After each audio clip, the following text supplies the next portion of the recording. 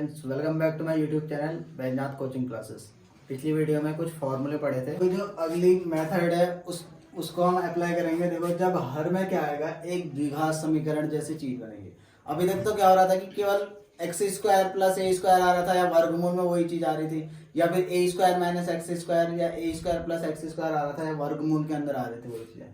तो उसमें तो हम डायरेक्टली फॉर्मूला अप्लाई करेंगे। अब देखो, अगर क्या आएगा अपॉन में, अगर क्या आ रहा है, कोई द्विघात समीकरण अगर बन रही है, ठीक है, a x square plus b x plus c type की चीज, चाहे ऐसे बने चाहे यही चीज किसी वर्गमूल के अंदर बने, तो उस कंडीशन पे हमें क्या करना है। देखो, एक पूर्ण वर्ग विधि मेथड होती है, 10th में पढ़ी होगी आप लोगों ने पूर्ण वर्ग विधि। उसमें हम क्या करते हैं, सबसे पहला काम क्या होता है, एक्स स्क्वायर का गुणांक 1 करना है। अब देखो, जैसे इसमें एक्स स्क्वायर का गुणांक ए है, तो उसको तुम्हें 1 बनाना है, तो इसका मतलब क्या करना होगा, सब में से ए को तुम्हें कॉमन लेना है।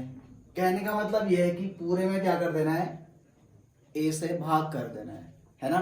जैसे यहाँ पर को ए एक्स स्क्वायर है, अब तुम्हें इस ए को हटाना है, तो इसका मतलब तुम्हें क्या करना पड़ेगा, इस ए को यहाँ से कॉमन ले लेना है। यही तो करना है ना, सब मतलब बाहर लेना है। एक बनाना है तो एक्स स्क्वायर का गुणांक, तो क्या करना है, ए को बाहर लेना है। तो ए यहाँ से भी कॉमन आ गया। अब देखो, इसमें तो ए है ही नहीं, अब ए उसमें भी लाना पड़ेगा, है ना। तो क्या करना पड़ेगा, उसके लिए तुम्हें ए से मल्टीप्लाई भी करना पड़ेगा, ए से डिवाइड भी करना पड़ेगा। तो ए से मल्टीप्लाई जो कर रखा है वो तो बाहर कॉमन आ गया, और अपॉन वाला जिससे डिवाइड कर रखा है वो यहीं पे रहेगा, ठीक है। ऐसे ही सी अपॉन है, ठीक है। तो क्या किया हमने, इस सब में से ए को कॉमन ले लिया, क्योंकि इसका गुणांक कितना बनाना है, 1 बनाना है हमको, ठीक है। फिर उसके बाद अगला तरीका क्या होता है, पहला स्टेप तो होता है कि एक्स स्क्वायर का गुणांक 1 बनाना है। फिर उसके बाद दूसरा होता है एक्स के गुणांक का आधे का वर्ग हम क्या करते हैं, जोड़ते भी हैं और घटाते भी हैं, ठीक है। तो एक्स का गुणांक कितना आ रहा है, अभी देखो एक्स का गुणांक कितना है, एक्स स्क्वायर नहीं, केवल एक्स है। एक्स का गुणांक है बी अपॉन ए, तो बी अपॉन ए का आधा अगर तुम करोगे, तो बी अपॉन ए का आधा यानी कि 1/2, तो ये कितना आ जाएगा, बी अपॉन 2a आ जाएगा। तो इस b अपॉन 2a को तुम्हें क्या कर देना है, जोड़ भी देना है और घटा भी देना है इसमें, ठीक है।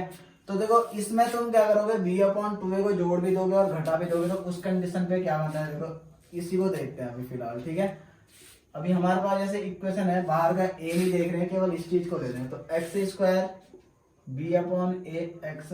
चलो पहले इस वाले स्टेप को भी मैं समझा देता हूँ कि a कैसे बाहर आएगा करके। इसमें जैसे इक्वेशन है a x square plus b x plus c है। अब तुम्हें क्या करना है, एक्स स्क्वायर का गुणांक 1 बनाना है, तो 1 बनाना है, तो ए से तुम्हें क्या कर देना होगा, फिर भाग देना है ना। अब देखो, पूरे में ए से भाग दोगे, तो ए से तो चलो भाग दे दिया तुमने सब में। अब क्या ए से ही भाग थोड़ी ना दे सकते हो, गुणा भी तो करना पड़ेगा ना। तो ए से तुम्हें सब में क्या करना होगा, गुणा भी करना है, ठीक है। तो ए से कैंसिल हो गया, बचा कितना, ए, और यहाँ पर को कैंसिल नहीं करेंगे फिलहाल, ठीक है, ये चीजें ऐसे ही रहेंगी। तो ये ए सब में से कॉमन आ गया, तो बचा कितना, x square plus B upon a x, ठीक है। ये वाला ए तो बाहर आ गया, कॉमन ले गया हमने, और प्लस कितना आ जाएगा, सी अपॉन ए। तो यही चीज तो मिली हमको, ठीक है।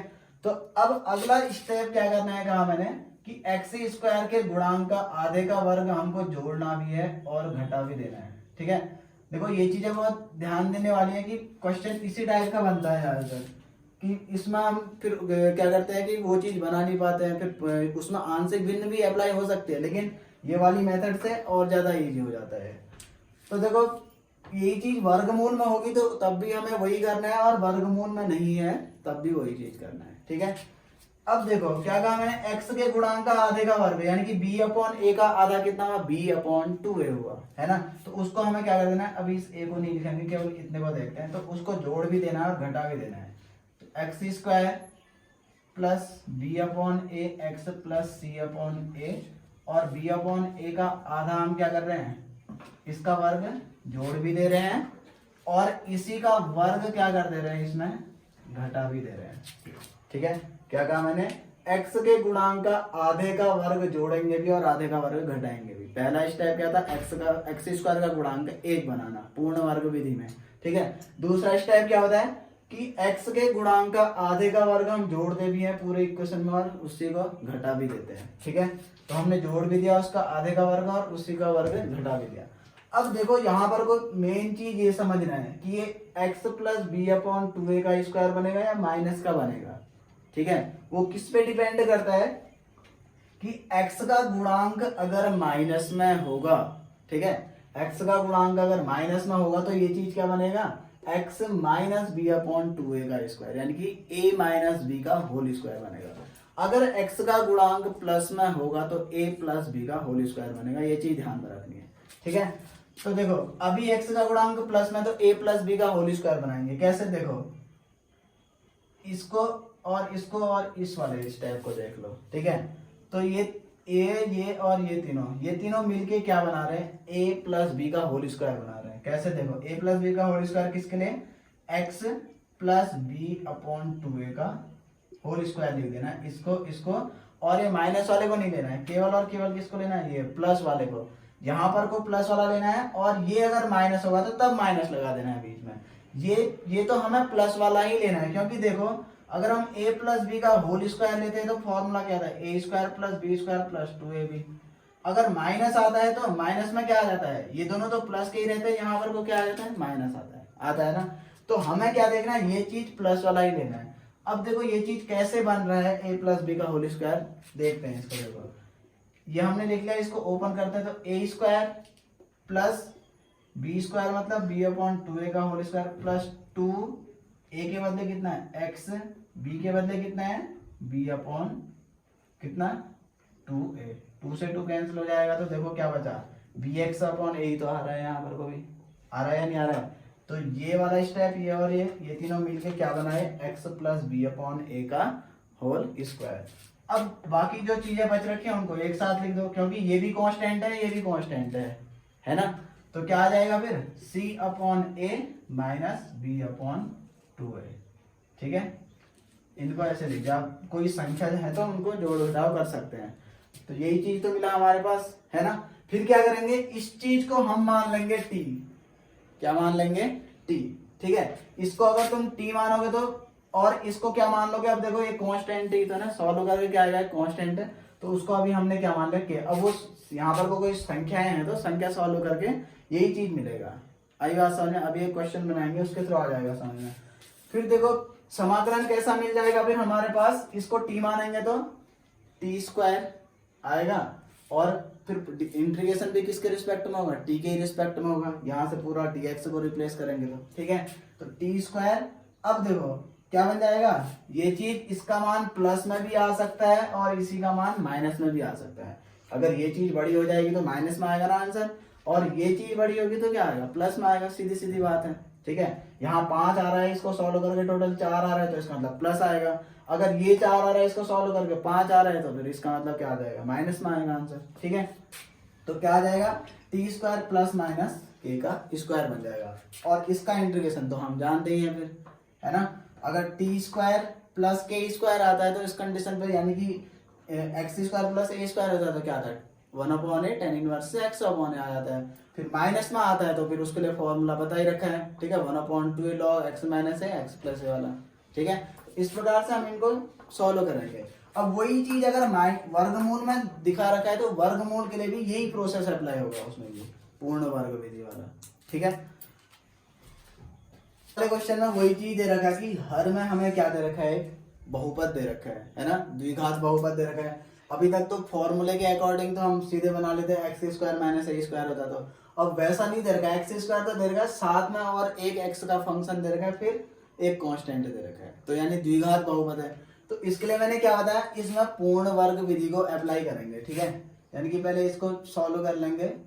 तो पूर्ण वर्ग विधि क्या होती है, सबसे पहले एक्स स्क्वायर का गुणांक 1 बनाना है, तो वो चीज यहाँ पर को ऑलरेडी 1 है। ठीक है, तो अगर नहीं होता तो फिर हम क्या करते हैं, उसी चीज से गुणा भी कर देते हैं, उसी चीज से भाग भी करते हैं, फिर कॉमन ले लेते हैं। ठीक है, अब ऐसा है तो फिर दूसरा स्टेप क्या आता है, एक्स के गुणांक का आधे का वर्ग जोड़ेंगे भी और घटा भी देंगे। ठीक है, तो एक्स का गुणांक कितना है, 6।